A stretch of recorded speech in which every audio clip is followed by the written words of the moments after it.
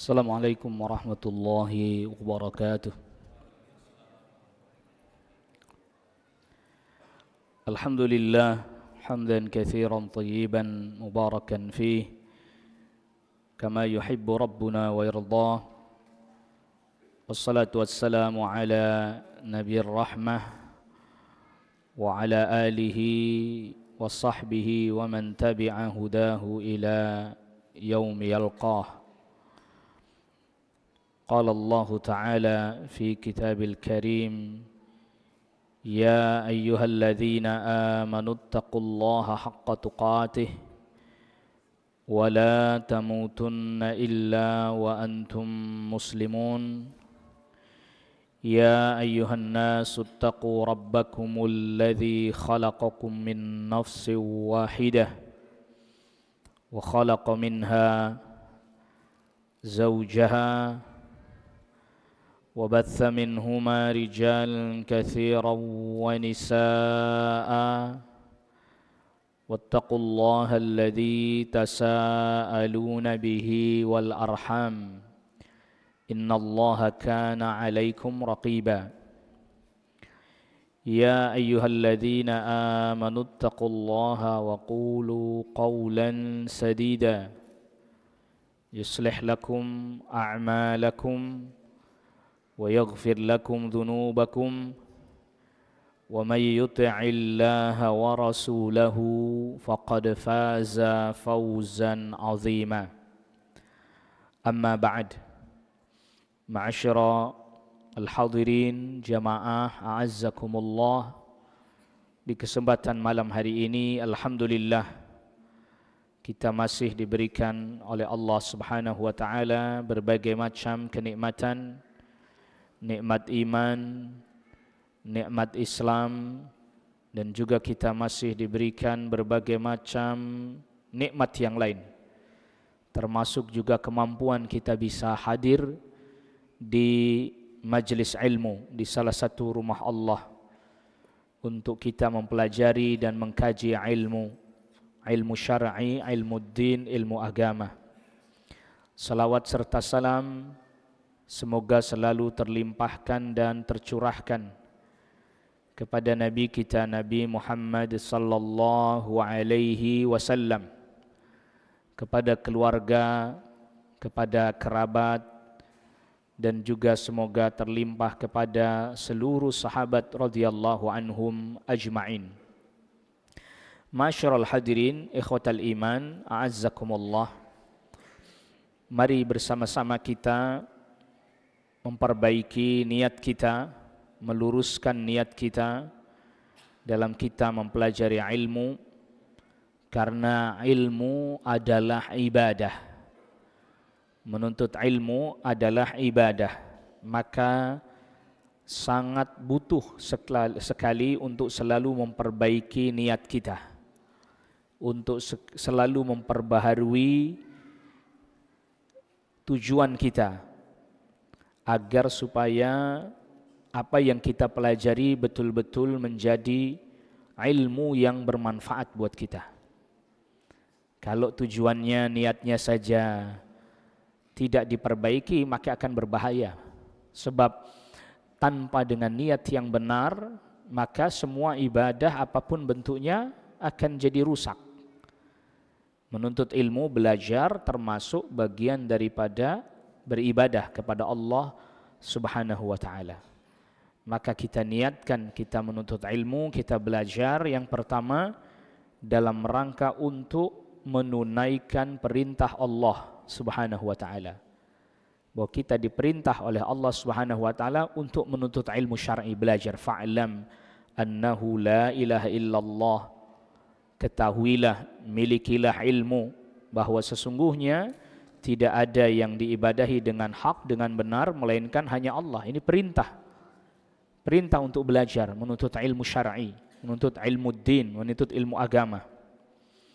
Yang kedua, kita niatkan menuntut ilmu dalam rangka untuk menjaga syariat. Kalau orang belajar agama udah nggak ada lagi yang mau, bagaimana agama bisa terjaga? belajar tentang, misalnya orang nggak ada lagi yang mempelajari tentang akidah yang benar, iman yang benar, tauhid yang benar.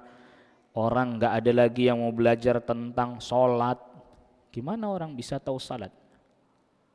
Maka diriwayatkan oleh Al-Imam Ibnu Majah, nanti di akhir zaman ada orang Islam, tapi ditanya tentang sholat, dia nggak tahu apa itu sholat. Bukan lagi nggak sholat, bukan. Ditanya sholat, tahu sholat? Nggak tahu. Bagaimana mau sholat? Tahu aja nggak. Tahu puasa? Nggak tahu. Tahu zakat? Nggak tahu. Kok bisa Anda jadi orang Islam sedangkan nggak tahu sholat, nggak tahu puasa, nggak tahu zakat? Orang tua saya ngucapin syahadat, ya saya ngikutin aja. Jadi nanti akan terjadi itu di akhir zaman, orang Islam nggak kenal sholat, bukan nggak ngerjain. Kalau yang nggak ngerjain ditanya tahu sholat, tahu. Kok nggak ngerjain? Malas. Dia masih tahu. Ini nggak tahu sama sekali. Na'udzubillah. Nasallallahu alaihi. Maka menuntut ilmu, belajar agama agar supaya agama ini terjaga. Ada yang mempelajarinya, lalu kemudian dengan mempelajarinya dia mengamalkannya, sehingga kemudian dengan begitu syariat terjaga, agama Islam terjaga, karena masih ada yang mempelajarinya, masih ada yang mengamalkannya. Maka termasuk bagian daripada penjagaan ilmu adalah penjagaan agama adalah dengan ilmu syar'i, ilmu din. Termasuk juga kita niatkan mempelajari ilmu itu adalah dalam rangka mengikuti atau menunaikan ajarannya Rasulullah sallallahu alaihi wasallam. Karena gimana kita mau mengikuti ajarannya Rasul sallallahu alaihi wasallam kalau kita enggak punya ilmunya? Bagaimana kita bisa mengamalkan tuntunannya Rasul sallallahu alaihi wasallam kalau enggak tahu ilmunya? Bagaimana? Harus apa yang kita lakukan harus kita pelajari. Bukan hanya sekedar, iya saya mengikuti Rasul, iya saya mencintai Rasul, tapi nggak tahu gimana cara mencintainya. Gimana cara membuktikan kecintaannya kepada Rasulullah SAW itu gimana sih caranya? Kan ini perlu ilmunya. Langkahnya bagaimana? Tahapan-tahapannya gimana? Yang harus dilakukan seperti apa? Nah, niat-niat yang seperti ini terus harus diperbaiki. Jadi kita yang tadinya tidak tahu jadi tahu, tujuannya agar supaya tadi kita menunaikan perintah Allah, kita menjaga syariat Allah, kita mengikuti dengan benar apa yang dituntunkan, diajarkan oleh Rasulullah sallallahu alaihi wasallam. Termasuk ada satu lagi, yaitu himayatu wad-difa' anil Islam, membela Islam. Yang dimaksud membela Islam ini bagaimana? Yang dimaksud membela Islam ya orang tersebut dia mampu menjelaskan Islam yang hak, yang benar. Sehingga kemudian sesuatu yang masuk ke dalam Islam, sehingga kemudian ada penyimpangan-penyimpangan, maka para ulama yang mampu menjelaskannya. Para ulama lah yang mampu untuk menjabarkannya. Makanya itu butuh ilmu. Tidak bisa tidak. Kita sangat butuh kepada ilmu karena apa tadi? Kalau para ulama sampai pada tahapan ilmu yang mumpuni, maka menjelaskan penyimpangan-penyimpangan, menjelaskan hal-hal yang bukan bagian daripada Islam tapi masuk ke dalam agama Islam, memurnikan agama Islam dari berbagai macam hal yang mengotorinya. Itu levelnya para ulama. Kita setidaknya kita menunaikan perintah Allah, kita kembali menghidupkan ajaran syariat Islam dengan belajar menuntut ilmu, dan kita pun tahu bagaimana mengikuti tuntunan Nabi sallallahu alaihi wasallam. Nah, sekarang kita masuk pada pembahasan. Kita sudah bahas tentang adab membaca Al-Quran sampai poin kelima. Maka sekarang kita masuk kepada poin yang keenam. Jawazu tilawatil Qur'ani qa'iman aw masyian aw muttaji'an aw rakiban. Boleh membaca Al-Qur'an dalam keadaan berdiri atau bahkan berjalan atau berbaring miring. Muttaji' ya, atau rakiban, berbaring atau sambil mengendarai kendaraan. Tentu yang dimaksud di sini adalah pertama, bolehnya membaca Al-Quran dengan kondisi-kondisi seperti ini, ya diantaranya karena orang itu hafal. Dan bukan berarti kalau baca dari mushaf tidak boleh. Pernah enggak lihat ada orang tawaf sambil pegang mushaf? Ya, dia baca apa? Baca Al-Quran, boleh sambil jalan. Kalau dia tidak hafal, maka kalau dia hafal dia boleh membacanya sambil berjalan, tentu tidak pegang mushaf. Di antara dalil yang dijadikan dalil oleh para ulama, masa sih boleh baca Al-Quran sambil jalan, sambil berdiri, sambil berkendara? Dalilnya pertama, firman Allah Subhanahu wa taala di dalam surah Ali Imran ayat ke-191. Ini dalil umum. Alladzina yadhkuruna Allaha qiyaman wa qu'udan wa 'ala junubihim wa yatafakkaruna fi khalqis samawati wal ard rabbana ma khalaqta hadza batila subhanaka faqina 'adzabannar. Jadi ini ayat 190-nya, inna fi khalqis samawati wal ardi wa ikhtilafil laili wan nahari la ayatil liulil albab. Baru kemudian ayat 191 ini, alladzina yadhkuruna Allaha qiyaman wa qu'udan wa 'ala junubihim wa yatafakkaruna fi khalqis samawati wal ardi rabbana ma khalaqta hadza batila subhanaka faqina 'adzabannar. Ulul albab itu siapa ulul albab?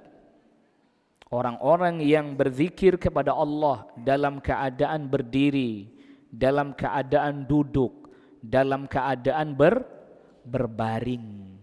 Dan baca Al-Quran termasuk golongan zikir. Min jinsi zikr.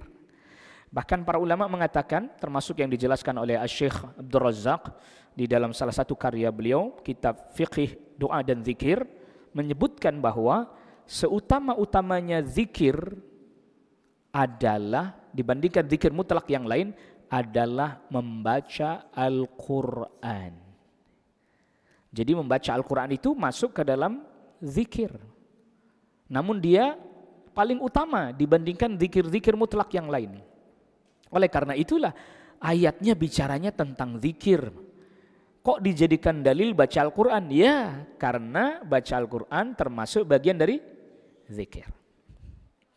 Lalu kemudian selanjutnya, di antara sunnah, di antara dalil dari hadis adalah perbuatannya Rasulullah sallallahu alaihi wasallam. Diriwayatkan Al-Imam Al-Bukhari dan Muslim dari sahabat Abdullah bin Mughaffal. Kata sahabat Abdullah bin Mughaffal, berkata sahabat Abdullah bin Mughaffal, ra'aitu Rasulullah sallallahu alaihi wasallam yawma fathi Makkah wa huwa yaqra'u ala rahilatihi surat al-Fath. Pada hari terjadinya Fathu Makkah tahun 8. Sebagian para ulama mengatakan Fathu Makkah itu 17 Ramadan.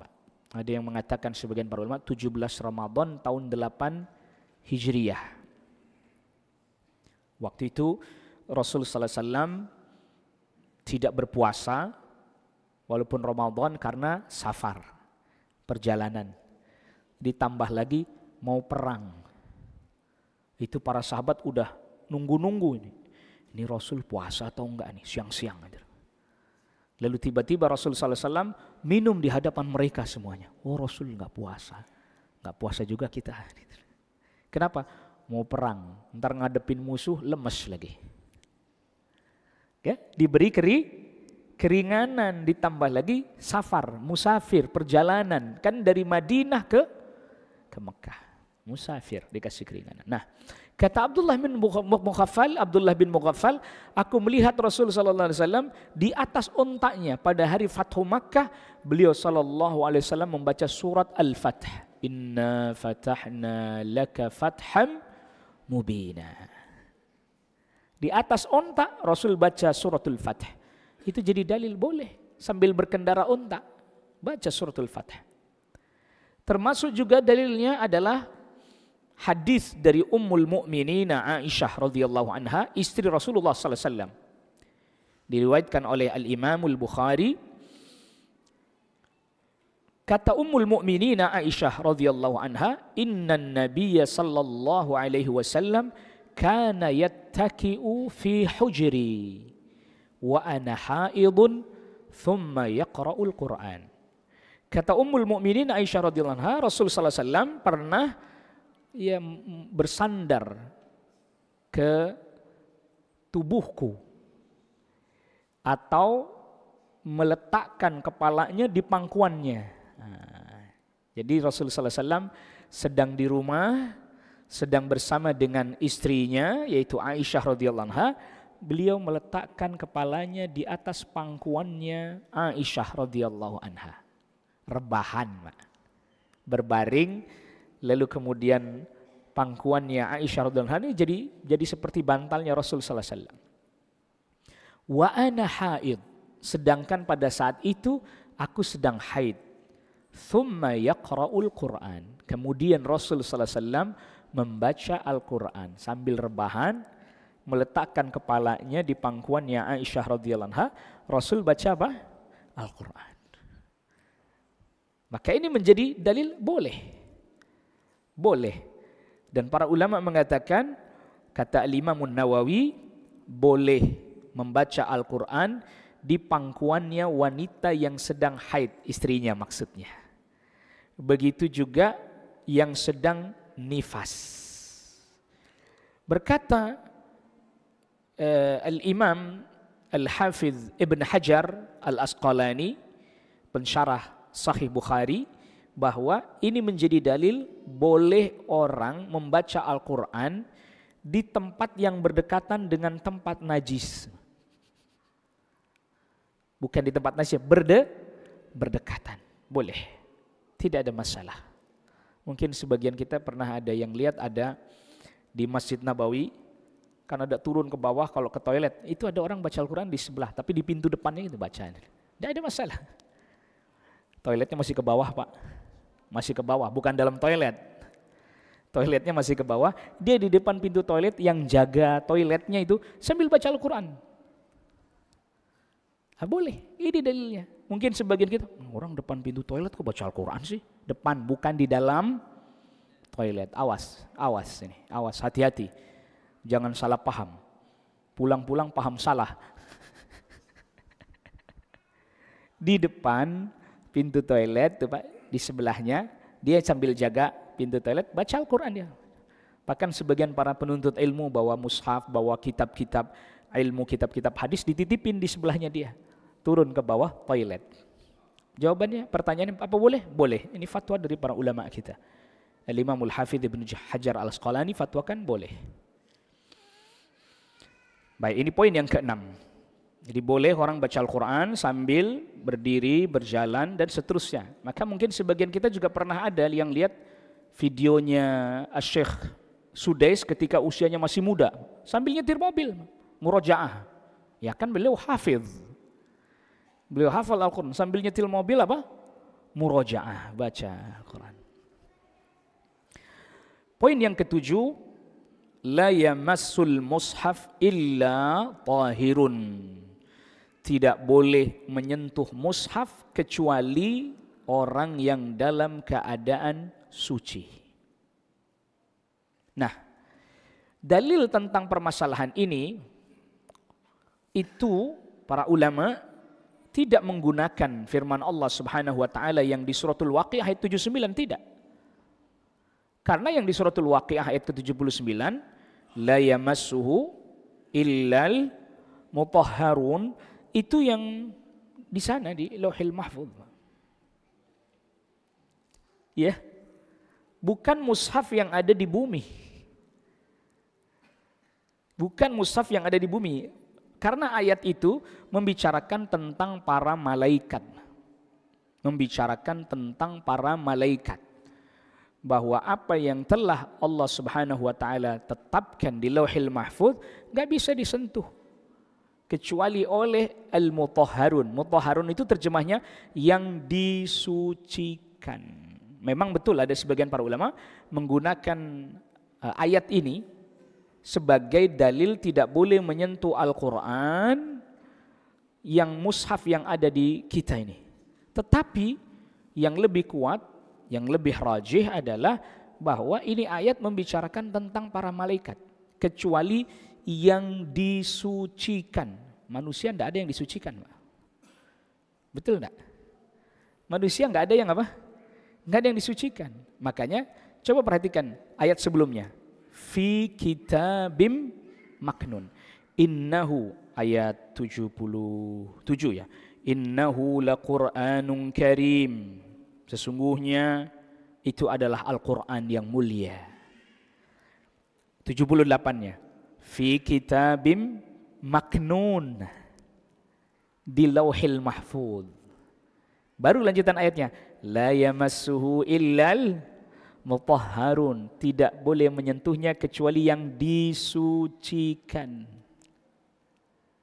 Berarti ini bicara yang di Lauhil Mahfuz, Pak. Bicara yang di Lauhil Mahfuz. Oleh karena itulah sebagian para ulama menjadikan ayat ke-79 sebagai dalil, tetapi sebagian lain, oh enggak, itu malaikat. Itu malaikat. Nah, maka yang menjadi dalil dalam masalah ini adalah hadis Nabi sallallahu alaihi wasallam. Diriwayatkan oleh Al-Imam Malik di dalam Muwatta'nya. Yaitu terkait dengan suratnya Rasul sallallahu alaihi wasallam kepada Amr bin Hizam. Ketika Amr bin Hizam diutus ke Yaman, lalu kemudian membawa surat Rasul sallallahu alaihi wasallam. Isi suratnya itu menjelaskan tentang kewajiban-kewajiban, sunnah-sunnah yang harus dilakukan, termasuk juga terkait dengan perkara diyat. Diyat itu artinya adalah orang yang membunuh lalu kemudian dia keliru, salah sasaran, bayar diyat 100 ekor unta. Hadisnya di dalamnya terdapat pesan Rasul sallallahu alaihi wasallam, atau surat itu di dalamnya terdapat pesan Rasul sallallahu alaihi wasallam, alla yamassal Qur'ana illa tahirun. Nah, kalau ini redaksinya tahirun. Tidak boleh menyentuh Al-Quran kecuali orang yang suci. Artinya sudah bersuci. Tahirun. Kalau yang di ayat tadi mutahharun. Beda, lihat, beda lafadznya. Beda lafadznya enggak sama. Tahirun dengan apa? Mutahharun. Berbeda itu. Maka oleh karena itu yang dijadikan hujjah dalil ini. Dan Al-Imam Ibnu Abdil Bar mengatakan bahwa hadis ini adalah hadis yang terkenal sekali. Disahihkan oleh sebagian para ulama. Bahkan Al-Imam Ahmad bin Hanbal menjadikan hadis ini sebagai hujjah, tidak boleh menyentuh mushaf, Pak. Al-Quran mushaf tidak boleh. Kecuali dia dalam keadaan apa? Suci, sudah berwudu. Begitu juga ini fatwanya Al-Imam Ishaq bin Rahawayh. Ada yang membacanya Rohuyah. Karena Ishaq bin Rahawayh termasuk di antara ulama yang mensahihkan hadis ini. Ini juga fatwa yang dipegang oleh Al-Imam Syafi'i. Walaupun Al-Imam Syafi'i berdalilnya dengan yang la yamassuhu illal mutahharun. Jadi kalau kita mau membaca Al-Quran dari mushaf, maka hendaklah kita tidak menyentuhnya kecuali dalam keadaan suci. Para ulama jelaskan, menyentuh langsung yang tidak boleh. Ya, menyentuh langsung tidak boleh. Tapi kalau misalnya dia menyentuhnya, ini ada kain Ada mushaf, dia belum wudhu misalnya. Dia nyentuhnya begini Pak, maka ini boleh. Lalu dia kantongin misalnya begini, ini mushaf, anggaplah ini mushaf ya. Lalu dia kantongin begini. Ini boleh. Ya, ini boleh.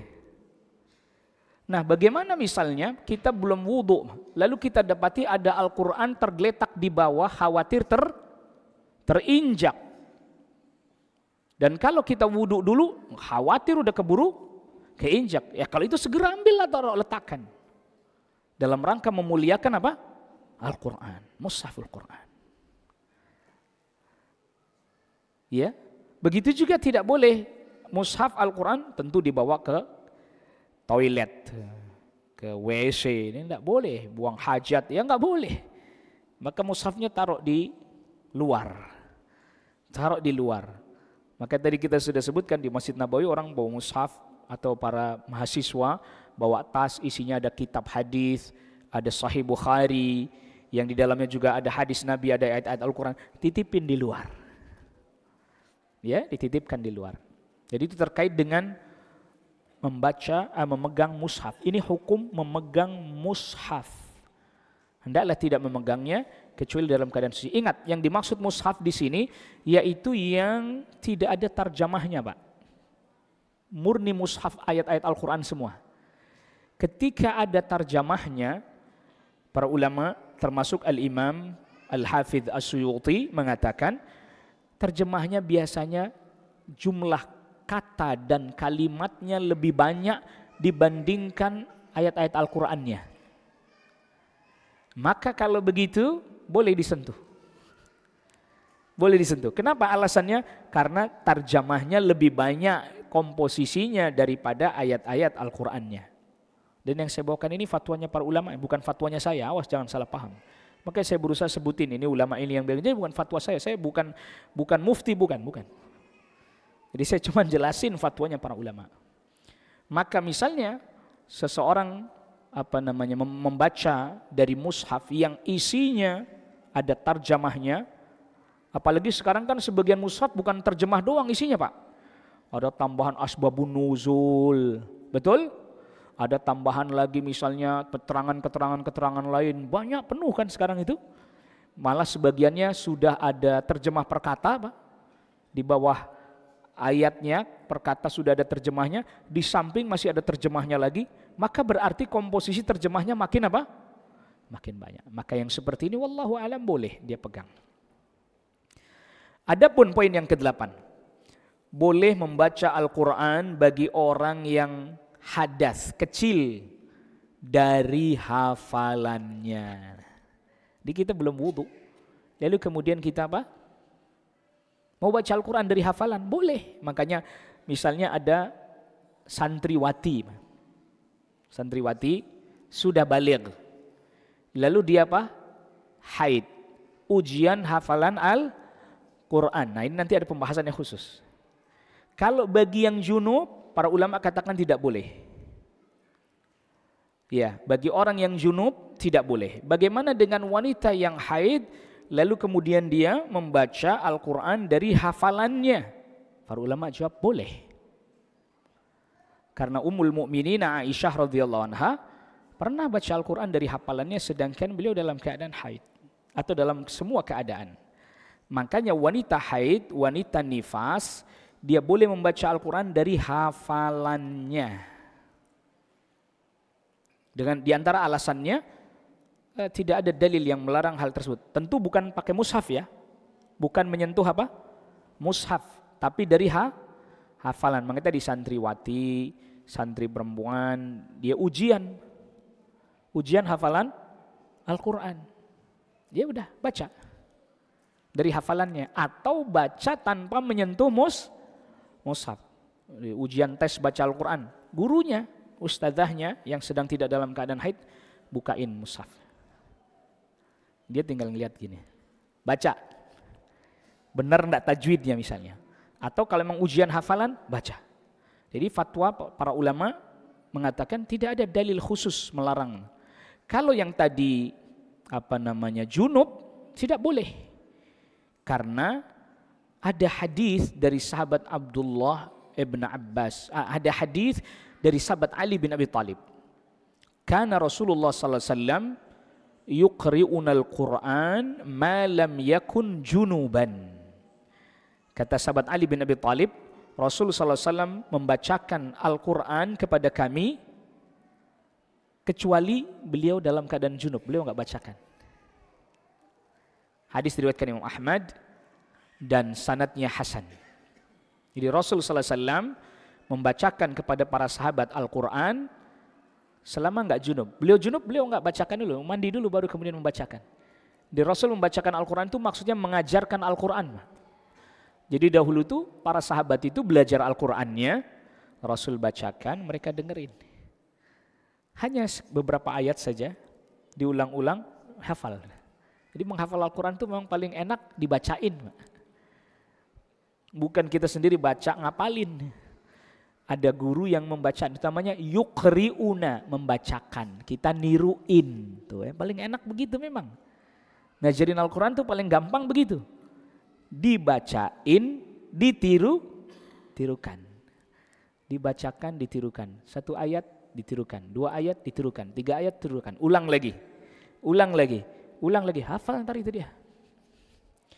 Dan itu cara belajar anak-anak menghafal Al-Quran begitu Pak, paling enak begitu. Bacain, dia niruin, bacain, dia niruin, bacain, dia niruin. Ntar lama-lama dia baca sendiri bisa. Ya. Dia bisa baca sendiri. Walaupun dia belum kenal huruf, tetap dia diajarin huruf alif, ba, ta, tha, tetap diajarin. Tapi juga dibacain. Dia suruh baca sendiri begini. Maka oleh karena itu, anak-anak itu adalah yang paling gampang diajarin Al-Quran. Dibacain sama orang tuanya atau sama gurunya. 1 ayat, 2 ayat, 1 ayat, 2 ayat, 3 ayat, tambah lagi, hafal dia. Anak usia 2 tahun setengah, Pak, dibacain amma yatasaalun, beberapa ayat diulang. Dia tadi cuma dengerin doang, lama-lama dia bunyi sendiri. Amma yatasaalun anin naba'il azim. Kita yang udah tua begini enggak apal-apal.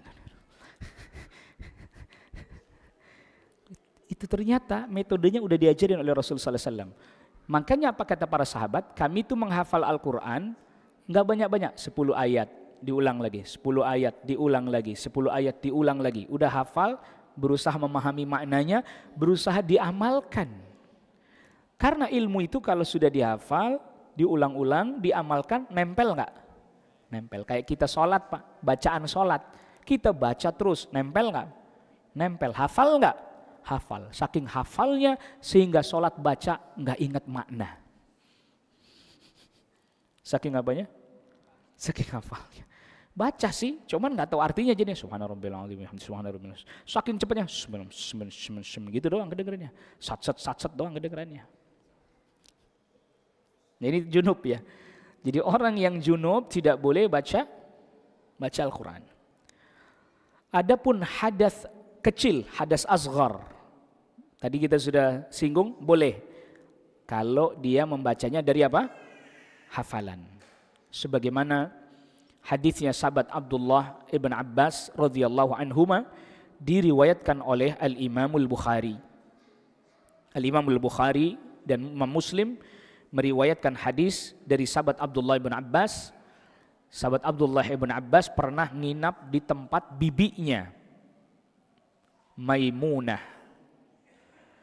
Maimunah adalah salah satu istri Rasul sallallahu alaihi wasallam. Jadi Abdullah bin Abbas ini dekat dengan Rasul sallallahu alaihi wasallam dari jalur ayahnya. Karena Abbas bin Abdul Muttalib pamannya Rasul. Abdullah anaknya Abbas, berarti sepupuan sama Rasul sallallahu alaihi wasallam. Ini dari sisi Rasul sallallahu alaihi wasallam. Dari sisi istrinya Rasul sallallahu alaihi wasallam, Maimunah itu saudari ibunya Abdullah bin Abbas. Jadi sono sini kena nih. Sono sini dapat nih. Berarti Abdullah bin Abbas masuk ke dalam barisan Ahlul Bait. Saya ulangi lagi. Abdullah bin Abbas masuk ke dalam barisan apa? Ahlul Bait. Ahlu Baitin Nabi. Kenapa? Nasabnya Abdullah bin Abbas dengan nasabnya Rasul sallallahu alaihi wasallam ketemu. di kakek Abdul Muthalib, di buyut seterusnya Hashim. Dari Bani Hashim kan berarti dia. Berarti Ahlul Bait. Ahlul Bait itu orang yang nasabnya bertemu dengan Rasul sallallahu alaihi wasallam sampai Hashim. Sampai Hashim. Ada sebagian mengatakan sampai Abdi Manaf. Abdi Manaf nih bapaknya Hashim. Nah, Abdu Manaf itu punya anak Hashim, ada lagi Muthalib. Ini buyut. Nah, Abdul Muthalib, kakeknya Rasul sallallahu alaihi wasallam, itu nama aslinya Syaibah. Ya, anaknya Hashim namanya Syaibah. Hashim nikah sama wanita Madinah, lalu kemudian wafat. Mau berdagang ke Syam, wafat. Syaibah udah lahir di Madinah. Muthalib, saudaranya Hashim, dengar ada keponakan kamu di sana itu. Bawa ke Mekah, jangan sampai nanti kehilangan nasabnya. Karena nasabnya dia nasab Quraisy bukan? Nasab Quraisy. Dijemput sama Muthalib, masih kecil, dibonceng naik onta. Masuk ke Mekah, orang-orang lihat bahwa Muthalib bawa anak kecil laki-laki, dikira itu budak. Lalu orang Mekah mengatakan, Abdul Muthalib, budaknya Muthalib. Itu ceritanya kakeknya Nabi, jadi disebutnya Abdul Muthalib itu. Jadi Muthalib itu saudaranya Hashim. Ya, saudaranya Hashim. Nah, dari Jarul Muthalib ini nanti nasabnya Al-Imam Syafi'i. Jadi Imam Syafi'i ketemu dengan Rasul sallallahu alaihi wasallam, jalur nasabnya di Abdi Manaf. Nah, Abdullah bin Abbas sering nginep di rumah bibinya Maimunah kalau pas giliran Rasul sallallahu alaihi wasallam datang. Nah, ini cerdik ini. Ini anak yang cerdik ini. Kenapa? Dia manfaatkan kedekatannya dengan Rasul sallallahu alaihi wasallam untuk banyak-banyak mengambil ilmu. Untuk banyak-banyak apa? Mengambil ilmu. Coba sahabat lain punya peluang begini enggak, Pak? Enggak punya. Sahabat lain enggak punya peluang begini, Abdullah bin Abbas punya. Maka dia perhatikan jadwalnya Rasul sallallahu alaihi wasallam berkunjung ke tempat bibinya Maimunah. Kalau pas jadwalnya Rasul berkunjung, langsung minta izin sama bibinya. Saya nanti malam mau nginep di sini ya, karena jadwalnya Rasul bermalam di sini. Silahkan nama bibinya, boleh nginep. Maka banyak ilmu didapat oleh Abdullah bin Abbas yang enggak didapetin oleh orang lain. Ya, yang enggak didapati oleh apa? Oleh orang lain. Di antaranya apa?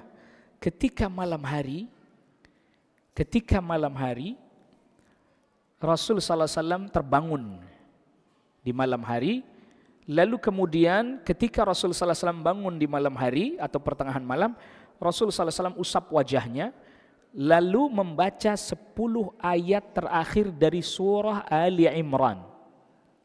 Ayat 190 sampai terakhir. Tadi dimulai inna fi khalqis samawati wal ardi wa ikhtilafil laili wan nahar la ayatil liulil albab sampai ke belakang baca. Thumma qama ila shannin mu'allaqatin fatawadda'a minha fa ahsana wudu'ah. Lalu Rasul sallallahu alaihi wasallam mendatangi tempat air yang digantung. Tempat air yang digantung dari kulit dijahit, dari kulit hewan dijahit, diisi air digantungin. Lalu kemudian Rasul sallallahu alaihi wasallam berwudu dan menyempurnakan wudunya. Di dalam hadis ini tadi terdapat dalil orang yang dalam keadaan hadas kecil alias belum wudu boleh baca apa? Al-Quran. Mana tadi dalilnya? Rasul bangun tidur, ngusap wajahnya, langsung baca Inna fi khalqis samawati wal ardi wa ikhtilafil laili wan nahari la ayatin liulil albab, dan seterusnya. Berarti Rasul baca ayat-ayat Al-Quran belum apa? Belum wudu. Baru habis itu wudu. Makanya para ulama katakan orang baca Al-Quran dari hafalannya belum wudu boleh. Memang yang lebih utama dia berwudu dulu. Yang lebih utama apa? Dia berwudu dulu. Tapi kalau dia baca Al-Quran belum berwudu, tidak masalah. Hal itu boleh. Bahkan Umar bin Khattab radhiyallahu an pernah mendatangi satu kaum. Lagi baca Al-Quran, Pak. Lagi baca Al-Quran, lalu kemudian sahabat Umar bin Khattab radhiyallahu an, jadi satu kaum, mereka baca Quran, sahabat Umar bin Khattab lalu kemudian pergi untuk buang hajat. Ya, buang air kecil atau buang air besar.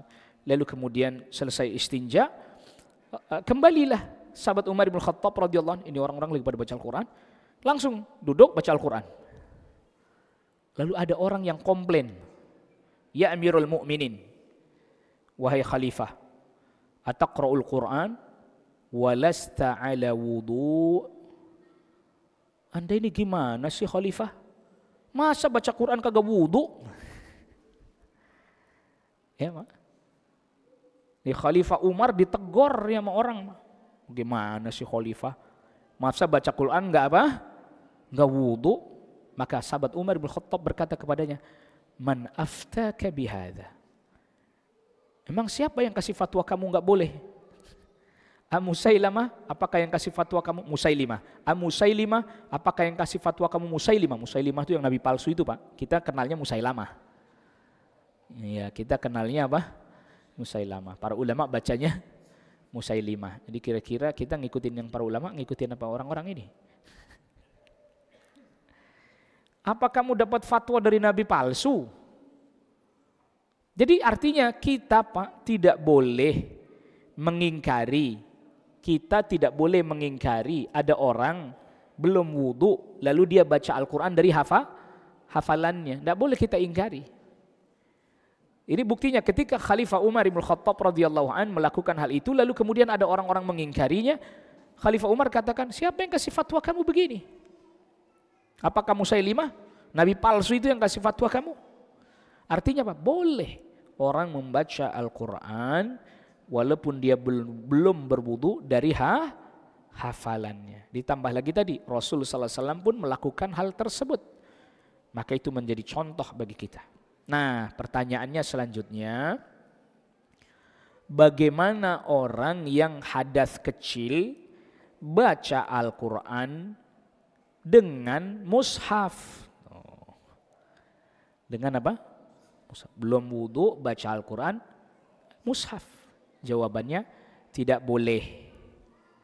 Kalau orang yang junub jelas tidak boleh membaca Al-Quran sampai dia mandi, baik dari mushaf atau dari hafalan.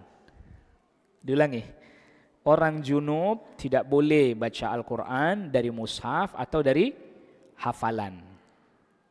Begitu ya? Begitu. Orang yang hadas kecil boleh membaca Al-Quran dari hafalan. Dari apa? Hafalan. Tapi tidak dengan menyentuh mushaf. Kalau dia bacanya dari mushaf tapi nggak menyentuh, ya boleh. Hadas kecil, Pak. Perhatikan beda-bedanya nih. Kalau dari perangkat begini gimana? Boleh, ini bukan mushaf ini, Pak. Boleh dibaca Quran dari ini. Jadi nyentuhnya gini, boleh juga. Karena ini bukan mushaf, aplikasi. Ya, aplikasi.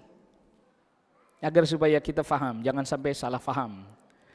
Pertanyaan selanjutnya, mana yang lebih utama? Membaca Al-Quran dari hafalan, misalnya dia hafal, atau dari mushaf?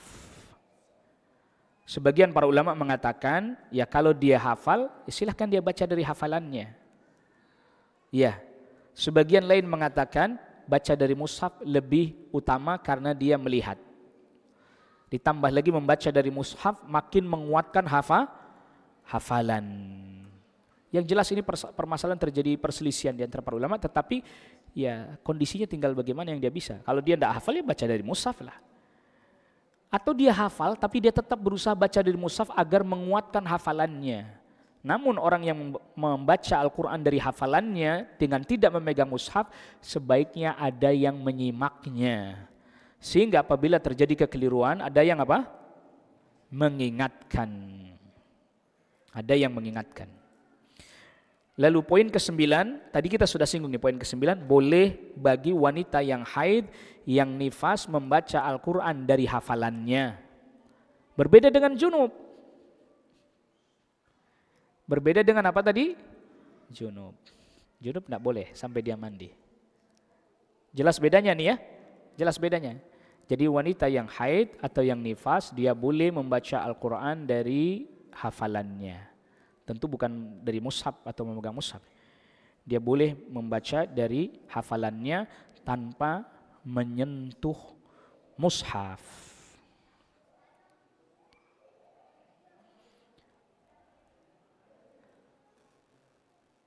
Naam. Lalu kemudian selanjutnya sudah masuk waktu Isya? Hah? Belum.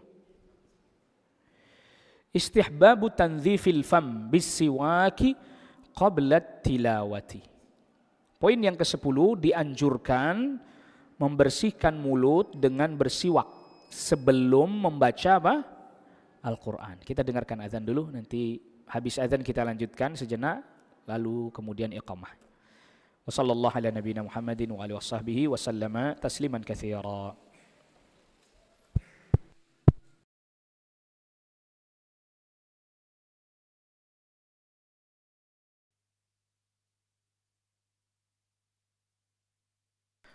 Alhamdulillah hamdan katsiran tayyiban mubarakan fih kama yuhibbu rabbuna wa yardah. Wassalatu wassalamu ala nabiyyir rahmah wa ala alihi wa sahbihi wa man tabi'a hudah ila yaumil qiyamah, amma ba'd. Ikhwatal iman, a'azzakumullah. Jadi pada poin yang ke-10 dianjurkan membersihkan mulut dengan bersiwak sebelum membaca Al-Quran. Karena apa? Yang hendak dia baca adalah firman Allah. Maka semestinya sebelum dia membaca kalamullah, dia bersihkan mulutnya. Pakai siwak atau sikat gigi, menjaga adab dengan kalamullah. Sahabat Hudzaifah ibn al-Yaman radhiyallahu an meriwayatkan, dikeluarkan oleh Imam Bukhari, Imam Muslim, kana Nabi sallallahu alaihi wasallam idza qama lit-tahajjudi minal lail yasusu fahu bis-siwak. Nabi sallallahu alaihi wasallam apabila bangun untuk menunaikan tahajud di malam hari, salat malam, beliau gosok-gosok mulutnya dengan apa? Siwak. Dan mau sholat atau di dalam sholat itu kan mau baca apa? Al-Quran. Baca Fatihah itu baca Al-Quran. Ditambah lagi Al-Imam Ibnu Abi Syaibah meriwayatkan di dalam musannafnya dari sahabat Ali bin Abi Thalib radhiyallahu an. Kata sahabat Ali bin Abi Thalib radhiyallahu an, "Idza qama ahadukum minal lail falyastaki." Apabila salah seorang di antara kalian bangun di malam hari mau sholat malam, bersiwaklah. Fa inna ar-rajula idza qama minal lail fatasawwak. Seseorang apabila bangun malam hari lalu dia bersiwak, thumma tawadda, kemudian dia berwudu, thumma qama ila shalah, lalu kemudian dia salat, ja'ahul malak, malaikat mendatanginya. Hatta yaquma khalfahu, sampai malaikat berdiri di belakangnya orang itu. Yastami'ul Qur'an, malaikat mendengarkan bacaan Al-Quran yang dibaca oleh orang itu. Fala yazalu yadnu minhu, malaikat mendekat hatta yad'u fahu ala fihi, sampai malaikat itu mendekatkan mulutnya ke mulut orang yang membaca itu. Seperti begini, nempel. Tapi kan gaib, kita nggak tahu Pak. Lalu apa kata sahabat Ali bin Abi Thalib? Fala yaqra'u ayatan illa dakhalat jawfahu. Tidaklah orang yang lagi salat malam ini, dia membaca ayat Al-Quran kecuali masuk ke dalam mulutnya malaikat tersebut. Lah kalau mulutnya bau, gimana malaikat mau mendekat? Ya, bagaimana malaikat mau mendekat? Ini harus diperhatikan, difahami ini, Pak. Ya. Apalagi, ya mohon maaf, mulutnya bau rokok. Bagaimana, Pak? Saya enggak bicara tentang masalah perdebatan hukum rokok makruh, enggak. Adab. Adab. Orang mau sholat, Rasul SAW sabdakan, innal musalliya yunaji rabbahu. Orang yang sedang sholat sedang bermunajat kepada siapa? Allah. Lagi bicara kepada Allah, Pak. Mulutnya bagaimana? Bau rokok. Apalagi ada orang baca Al-Quran, na'udzubillah, dia baca ayat, 1-2 ayat, rokok. Dia baca lagi. Saya ingin coba, mari kita renungkan. Terlepas dari perdebatan-perdebatan, coba kita renungkan. Ada nggak orang berani menghadap presiden, di depan presiden ngomong sama presiden sambil ngerokok? Ayo, ada yang berani nggak? Ya mohon maaf, ditempeleng pas pampres tuh orang. Iya nggak? Kita terlepas dari perdebatan-perdebatan deh, perdebatan-perdebatan hukum deh, enggak nih? Kita coba renungkan. Anda datang di depan presiden terus nyalain rokok, ngomong, Pak Presiden, ambil ngebul begitu, Pak. Iya. Tidak adab. Bagaimana kepada Allah Rabbul Alamin? Kita lagi nggak ngomongin perdebatan hukum deh, enggak deh. Coba dari sisi itu aja deh, dari sisi adab, pantas nggak kita begitu kepada Allah Rabbul Alamin, gitu deh. Jadi kita nggak usah ngomong debat permasalahan hukum, wah ini perdebatan hukum gitu aja nggak boleh, nggak, oke lah kita coba. Adab. Nggak usah sama presiden, ngomong sama Pak Lurah, Pak, coba-coba aja. Pak Lurahnya yang gaplok kita, ntar dia ke sana. Agak sopan amat gitu ya. Tuh, coba. Masa sama Allah Rabbul Alamin, Pak. Ya coba, makanya kita sholat wangi-wangi, parfum, ya enggak? Itu, mulut siwak, kumur bersih menghadap Allah Rabbul Alamin. Di dalam sholat baca Al-Quran. Masuk masjid aja jangan makan bawang. Apa kata Nabi SAW? Fa innal malaikata yata'adza mimma yata'adza bihi banu Adam. Malaikat pun tidak merasa nyaman sebagaimana orang juga dengan bau yang tidak sedap merasa enggak nyaman. Makanya tadi malaikat ada orang baca Al-Quran, tidak bersiwak, mulutnya bau. Gimana dia mau dekat mulutnya ke sini seperti tadi disebutkan sahabat Ali bin Abi Thalib radhiyallahu an. Adab. Jadi kita lagi bahas adab nih, tidak usah pendekatannya hukum. Kadang kita kalau pendekatannya hukum kan seringkali berdebat kita kan, yang boleh, yang kagak boleh. Itu pendekatan hukum. Tapi ini pendekatan adab. Pantes nggak sih itu? Ya coba kita renungkan deh ini. Ini kita bukan, ya jangan salah paham juga. Kadang sebagian kita begini, Ustadz si nyindir kata gitu. Enggak, kita enggak nyindir, enggak. Cuman kita ngajak, ayo coba, pantas enggak sih kita kayak begitu kepada Allah Rabbul Alamin? Sebab pernah. Ini nyata ini nyata. Bukan cerita bohong, cerita kenyataan. Di satu tayangan di salah satu media sosial, saya dapati ada orang sambil nongkrong, dia pegang rokok, dia baca Al-Quran. Dilagukan, dinadakan. Dia baca satu ayat berhenti, dia ngisap rokok. Habis itu dia baca lagi. Karena itu di media sosial, saya coba, ini cara nasihatinnya gimana dong kalau sembunyi-sembunyi? Kan gak bisa, Pak. Misalnya di media sosial saya sebut saja, misalnya di YouTube kan gak bisa sembunyi-sembunyi. Japri gak bisa, Pak. Itu di YouTube, Pak. Japri saya gak bisa kan. Mungkin kalau kayak dia berteman dengan saya di Facebook, bisa japri. Akhirnya saya komentar, tolong jaga adabnya baca Al-Quran. Masa baca Al-Quran sambil merokok? Netizen yang lain komentar, wah ini keras, bisa begini aja nggak boleh. Udah saya nggak mau komentar.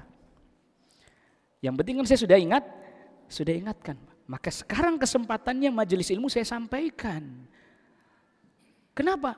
Masa begitu sih adabnya seorang pembaca Al-Quran kepada kalamullah. Ini yang dia baca firman Allah, Pak. Kalamullah, bukan perkataan manusia. Kalamullah. Jaga adabnya. Muliakan Al-Quran, hormati Al-Quran. Nggak begitu caranya. Jadi jangan sampai Al-Quran jadi hanya sekedar buat didendang-dendangkan, ya. Tapi kemudian orang yang membawakannya tidak menjaga adab-adab Al-Quran yang ada pada dirinya. Sehingga akhirnya kemudian hari ini Al-Quran dihinakan, na'udzubillah. Itu karena perilaku sebagian kita juga, Pak. Baca Al-Quran di mana itu orkestra, Pak. Ada itu. Dia baca Al-Quran di belakangnya orkestra atau orkestra kan? La haula wala quwata illa billah. Gimana? Masa firman Allah diiringi orkestra, Pak? Inna lillahi wa inna ilaihi raji'un. Bagaimana ini? Kalamullah itu firman Allah. Loh, kalau kalamullah aja nggak dimuliakan begini, bagaimana perkataan Rasul sallallahu alaihi wasallam? Itu karena perilaku sebagian kita sendiri, kita tidak memuliakan Al-Quran dengan yang semestinya. Maka terjadilah yang terjadi. Na'udzubillah. Nasallallahu alaihi afiyah. Bagaimana nanti Al-Quran bisa jadi panduan buat kita? Jadi petunjuk kalau kita sendiri tidak memuliakan apa? Al-Quran. Wallahu ta'ala ala wa'alam. Kita cukupkan kajian kita kali ini. Wassallallahu ala nabiyina Muhammadin wa alihi wa sahbihi wa sallama tasliman katsira. Wassalamualaikum warahmatullahi wabarakatuh.